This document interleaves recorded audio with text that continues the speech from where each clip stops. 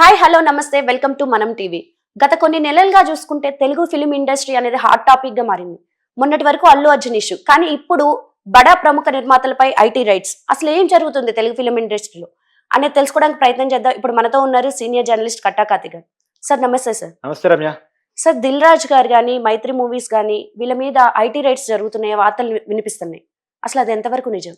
నేను అడిగింది ఎలా ఉందంటే, ఐటీ రైట్స్ జరగటం అనేది సినిమా ఇండస్ట్రీ మీద జరుగుతున్నాయని కుట్ర జరుగుతుందా అని అడిగినట్టుంది. అవును. నిజానికి నీ మీద ఎప్పుడైనా ఐటీ రైట్స్ జరిగాయా? నా మీద అయితే జరగలేదు, నీ మీద కూడా జరుగుండవు, మన కెమెరామెన్ మీద జరగవు. ఎందుకు జరగవు? వీళ్ళెక్కడ ఐటీ ఎగ్గొట్టే వాళ్ళు కాదు కాబట్టి, ఐటీ కట్టేంత డబ్బులు వీళ్ళకి రావు కాబట్టి వాళ్ళ మీద ఎందుకు జరుగుతాయి? ఐటీ కట్టేంత డబ్బు వాళ్ళ దగ్గర ఉంటుంది కాబట్టి, ఐటీకి కట్టాల్సిన ట్యాక్స్ కట్టకుండా ఎగ్గొడతారు కాబట్టి, వచ్చే ఆదాయానికి చూపించే ఆదాయానికి సంబంధం ఉండదు కాబట్టి జరుగుతూ ఉంటాయి. ఐటీ రైట్స్ జరగటం అనేది కొత్త ఏం కాదు. ఇవాళ ఎవరెవరి మీద జరుగుతున్నాయి? దిల్ రాజు మీద జరుగుతున్నాయి, మైత్రి మూవీస్ మీద జరుగుతున్నాయి, అల్లు సిరీస్ మీద జరుగుతున్నాయి, ఇంకొంతమంది నిర్మాతల మీద జరుగుతున్నాయి. వీళ్ళంతా ఎవరు? సినిమాల్లో డబ్బులు పెట్టేటువంటి నిర్మాతలు. వీళ్ళు ఏం చెప్తా ఉంటారు? సినిమాకి మేము ఇంత ఖర్చు పెట్టామని చెప్తా ఉంటారు. ఎగ్జాంపుల్, మైత్రి మూవీస్ వాళ్ళు 500 కోట్లు ఖర్చు పెట్టాం పుష్ప 2 కోసం అని చెప్పారు. 2000 కోట్ల రూపాయల కలెక్షన్ వచ్చిందని చెప్పారు, బయటకు వచ్చిన ప్రచారం. తర్వాత గేమ్ చేంజర్ కోసం దిల్ రాజు ఏం చెప్పాడు? 450 కోట్లు పెట్టా అని చెప్పాడు. బయటకి ఎంత వచ్చింది అనేది కొన్ని కలెక్షన్ చెప్పుకోవడంలో కొంత అయ్యారు, కానీ 450 కోట్లు పెట్టామన్నది చెప్పారు. ఈ డబ్బు ఎక్కడి నుంచి తీసుకొచ్చారు? 450 కోట్లు దిల్ రాజు దగ్గర ఉన్నాయా లేదా ఇంకెక్కడి నుంచి తీసుకొచ్చారా? మైత్రి మూవీస్ వాళ్ళు 500 కోట్ల రూపాయలు ఎక్కడ నుంచి తీసుకొచ్చారు? ఈ 2000 కోట్ల రూపాయలు లెక్కలు చూపించలేదు. మామూలుగా ఏంటంటే 2000 కోట్లు అనేది ఓవరాల్ గా మనకు చెప్తారు, బయట ప్రచారం పెడతారు, కానీ వాళ్ళు ట్యాక్స్ కట్టేది మాత్రం 1000 కోట్లకు 500 కోట్లకు ఎంతో లాభం చూపించి కట్టేస్తారు. ఇంత 2000 కోట్లు చూపించారు లెక్కల్లో. ఇప్పుడు మరి బయట జరుగుతున్న ప్రచారం 2000 కోట్లు కదా, అందుకని ఐటీ వాళ్ళు లెక్కలు నేర్చుకునే పని పడతారు. అయితే ఇవన్నీ నిరూపించి ఫైన్ కట్టించే అవకాశం ఏమైనా ఉందంటారా? ఖచ్చితంగా కొంతవరకు ఉంటుంది, కొంత కనపడదు కూడా అమౌంట్. రెండోది ఏంటంటే, ఎంప్లాయీస్ కి సంబంధించినటువంటి విషయంలో వాళ్ళ శాలరీ క్లియర్ గా కనపడింది. కానీ వీళ్ళేంది, ఇప్పుడు ప్రతి టికెట్ మీద వచ్చే డబ్బులు వసూలు చేసుకున్న తర్వాత వీళ్ళకి వస్తూ ఉంటాయి. జనరల్ గా వీళ్ళు డిస్ట్రిబ్యూటర్స్ అమ్ముతారు, డిస్ట్రిబ్యూటర్స్ సమ్ అమౌంట్ దశల వారీగా ఇస్తూ ఉంటారు. మొత్తం డబ్బు కూడా ఒక్కసారిగా నిర్మాతలకు రాదు.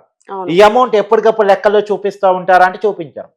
ఇక్కడ ఈ పొరపాటు జరుగుతూ ఉంటాయి. మైత్రి మూవీస్ మీద ఐటీ రైట్ జరగడం కొత్త కాదు. ఈ మధ్య కాలంలో నాకు తెలిసి 10 15 సార్లు జరుగుతుంది ఈ 2 years లో నాకు తెలిసి. ఎందుకంటే అయితే చిరంజీవి గారి మీద గానీ, పవన్ కళ్యాణ్ గానీ, మహేష్ బాబు గానీ, ఎన్టీఆర్ గానీ వీళ్ళ మీద ఎప్పుడు జరిగినట్టు వార్తలు వినిపించలేదు. ఎందుకు? ఎస్పెషల్లీ దిల్ రాజు, మైత్రి మూవీస్ అంటే వీళ్ళేమో సినీ నిర్మాతలు, డబ్బు పెట్టడం, కలెక్షన్స్ వసూలు చేసుకొని లాభాలు పొందటం, ఇది నిర్మాతల పని.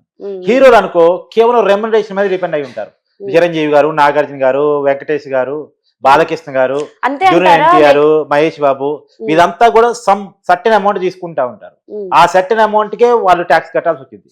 వాళ్ళు కట్టేది వాళ్ళు బ్యాంక్ అకౌంట్ వేయించేసుకుంటే ఆ బ్యాంక్ అకౌంట్ లో పడి ఆటోమేటిక్ గా ట్యాక్స్ కట్టాల్సిన లెక్కలు చూపించాలని తప్పనిసరి పడతారు. ఇక్కడ బ్యాంకుల్లో పడని అమౌంట్ అనేది ఉంటుంది నిర్మాతల దగ్గర. పెట్టుబడి పెట్టేటప్పుడు కానీ, మళ్ళీ కలెక్షన్ వసూలు చేసుకునేటప్పుడు కానీ, బ్యాంక్ అకౌంట్ లో కాకుండా విడిగా తీసుకునే బ్లాక్ మనీ ఉంటుంది. ఆ బ్లాక్ మనీ మీద ఐటీ కన్నేస్తుంది. వీళ్ళంతా బ్లాక్ మనీ సంపాదించారు, ఆ బ్లాక్ మనీ ఎట్టయినా సరే పట్టుకొని దాంతో ట్యాక్స్ కట్టించుకోవాలి, దానికి కూడా ట్యాక్స్ కట్టించుకోవాలని చెప్పేసి ఐటీ వాళ్ళు ప్రయత్నం చేస్తూ ఉంటారు. ఒక్కోసారి సక్సెస్ అవుతారు, ఇంకోసారి బ్లాక్ మనీని పట్టుకోలేరు కూడా. తెలివిగా బ్లాక్ మనీని దాచేస్తారు. ఎందుకంటే ఉన్న నిజానికి వీళ్ళ దగ్గర ఉండే డబ్బు వేరు, వీళ్ళు చూపించే డబ్బులు వేరు. వీళ్ళ దగ్గర కొన్ని 100 కోట్లు 1000 కోట్లు ఉంటాయి, చూపించేటప్పుడు మాత్రం కొన్ని కోట్లలో చూపిస్తూ ఉంటారు. ఇప్పుడు ఒక్కసారి సినిమా అనేసరికి 450 కోట్లు అంటే ఎక్కడ తీసుకొచ్చి పలానోడి దగ్గర అప్పు తీసుకొచ్చా, పలానోడి అప్పు కాదు, వీళ్ళ దగ్గరే ఉంటాయి. వీళ్ళ దగ్గర ఉన్న డబ్బే రొటేట్ అవుతూ ఉంటది. పెద్దోళ్ళ దగ్గర, అందరి దగ్గర కాదు, పెద్ద నిర్మాతల దగ్గర. ఆ డబ్బునే రొటేట్ చేస్తూ వేరే వాళ్ళ పేర్లు పెట్టి డబ్బులు ఎక్కడో తీసుకొచ్చినట్టు చూపిస్తూ డబ్బులు ఖర్చు చేస్తూ ఉంటారు. మళ్ళా మనకి పైకి 500 కోట్లు అని చెప్తారు, ఐటీ లెక్కలు మాత్రం మళ్ళీ అంత చూపించారు. 2000 కోట్లు అని మనకు చెప్తారు. ఇప్పుడు ఎగ్జామ్ పుష్పకి 1000 కోట్లు చూపించుంటారే మహా అంటే అనుకోవడం ఐటీ లెక్కల్లో. వారు 2000 కోట్లు ఏమి చూపిరు, ఓవరాల్ గా మాత్రం మనకి 2000 కోట్ల రూపాయల కలెక్షన్స్ వచ్చినాయని చెప్తారు. అది ఇప్పుడు ఈ లెక్కల్లో ఉన్నటువంటి తారతమ్యాన్నే ఇప్పుడు ఐటీ తీకిపోతా ఉంది. అనేక మంది మీద రైట్స్ జరుగుతూ ఉన్నాయి. ఇప్పుడు సినిమా ఇండస్ట్రీ పెద్దల మీద జరుగుతున్నాయి కాబట్టి మనకింత ఇంట్రెస్ట్.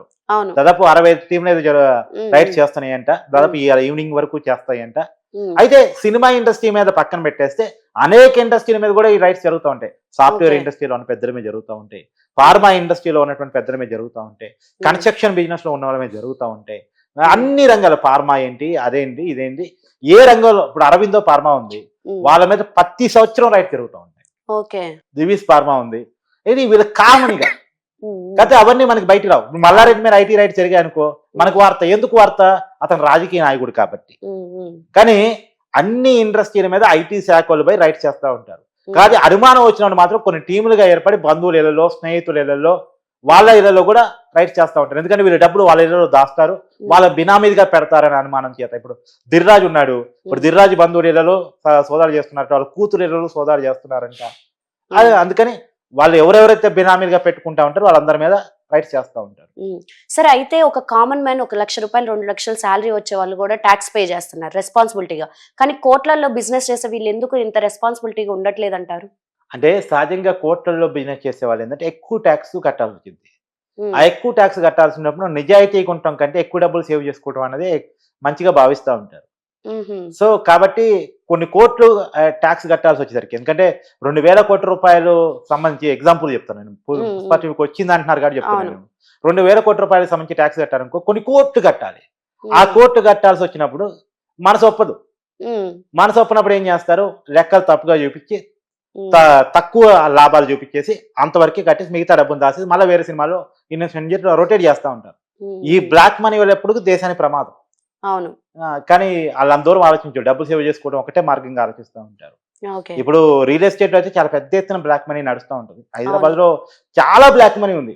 ఈ డబ్బుని కనుక వైట్ గా మారిస్తే మన దేశంలో అప్పులు కూడా లేనంత దేశంగా తయారు చేసుకోవచ్చు, ఈ బ్లాక్ ని కనుక వైట్ చేయగలిగితే. నిజానికి మోడీ గారు నోట్ల కట్టు రద్దు చేసినప్పుడు చర్చ దేనికోసం?